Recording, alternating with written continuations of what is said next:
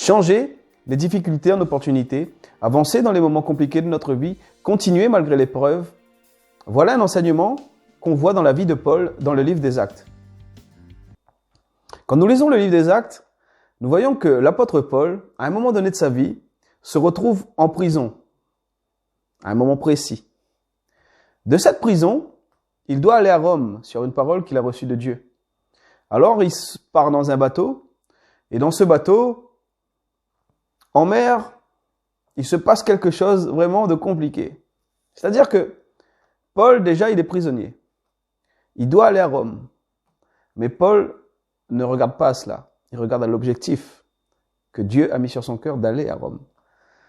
Il rentre dans le bateau, il commence à parler, et puis les gens ne l'écoutent pas forcément, alors il reste tranquille, Paul, il reste tranquille. Le bateau prend la mer, et quelques temps après, on se rend compte qu'il y a vraiment une tempête qui arrive, et au milieu de la tempête, Paul reçoit encore quelque chose qui vient de Dieu. C'est extraordinaire. Au milieu de la tempête, Paul reçoit quelque chose qui vient de Dieu. Quelquefois, nous, dans nos vies, même quand on n'est pas dans la tempête, on reçoit rien de Dieu. Lui, dans la tempête, il reçoit quelque chose qui vient de Dieu. Son oreille était affûtée à la voix de Dieu.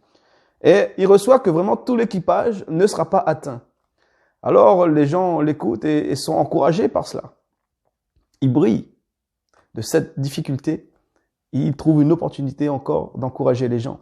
Et puis, le bateau échoue. Mais les gens ne sont pas touchés. Ils arrivent dans une île de barbares. Alors là, c'est terrible. Il était en prison.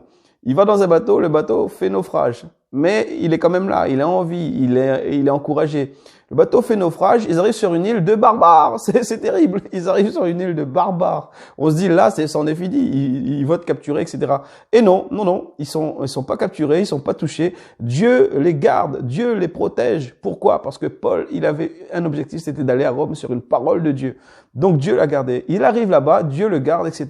Les barbares ne les touchent pas. Les barbares ont même fait un feu. On voit ça dans la Bible, il y a un feu qui est fait. Et Paul, du coup, pour aider, il va chercher du bois pour l'emmener dans le feu. En prenant du bois, il se fait piquer. Paul se fait piquer par un serpent. Et là, les hommes de l'île se disent, waouh, ce gars-là, c'était pas un homme de bien, pas du tout. Il a échappé à la tempête, mais il arrive là, il se fait piquer comme ça. Il devait être un homme vraiment, faire attention, les dieux l'ont puni, entre guillemets, c'est ce qu'il disait. Mais Paul, il ne réagit pas, il ne dit rien, mais il vit la vie du royaume. Il secoue sa main, il secoue un peu la main, et puis le serpent, il part, et Paul n'a rien du tout. La maladie ne l'atteint pas, le venin ne le touche pas. Il vit la vie du royaume. Il change les difficultés en opportunités. De cela, le père du gouverneur de l'île là, tombe malade. Et les gens se disent, waouh, qu'est-ce qu'il faut faire? Il se retourne vers Paul, et Paul là, c'est le moment où vraiment il va déclarer la puissance et l'autorité qui est dans sa vie, celle du Dieu puissant, par le Saint-Esprit en lui, et il guérit cet homme au nom de Jésus-Christ. L'homme est guéri, et de cela, les amis, en 3 mois, il a gagné toute l'île, à un point tel qu'ils ne veulent plus le laisser partir. Paul a changé les difficultés en opportunités. Paul il savait, c'était un homme de Dieu. Paul n'attendait pas d'avoir un problème pour se confier en Dieu. Parce qu'on l'a vu, dans la tempête, il a une révélation. Les autres ont les yeux sur la tempête. Les autres ont les yeux sur les vagues. Les autres ont les yeux ou les pensées tournées. Ça en est fini pour nous. Paul, il a le regard sur Dieu. Et Paul, Dieu lui donne une parole pour changer la situation, pour calmer les gens en leur disant, on va être en vie.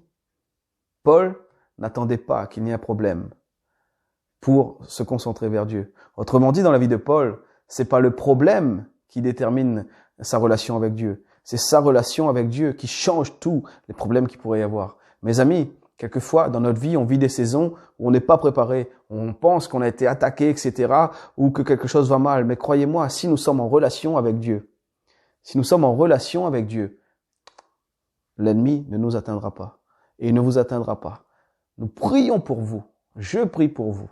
Pour que vraiment la grâce de Dieu vous accompagne, pour que la gloire de Dieu vous entoure.